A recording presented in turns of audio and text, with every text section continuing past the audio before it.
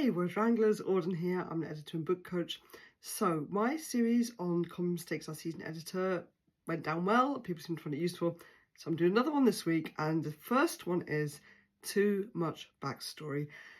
I think this must be one of the most common mistakes I actually see. There's just too much backstory happening.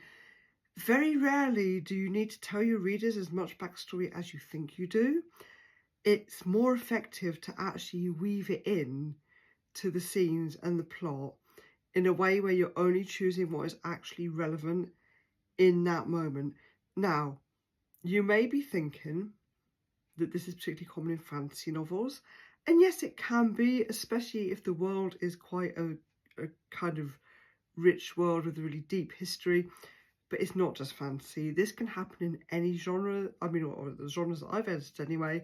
You know, sometimes I'll see this in a romance book where two characters have known each other since school, and suddenly we get like the whole story of their school days, when really just like one memory or instant would have served the purpose to kind of show what their friendship has been like. It can happen in any genre. So that's mistake number one. Too much backstory. Now, obviously, an editor can help you to see where you've done this.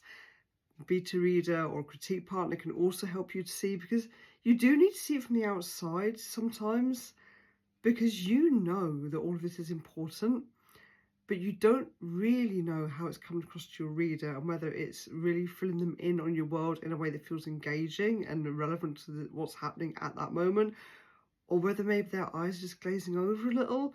So try to cut some of the backstory, especially at the beginning of a scene.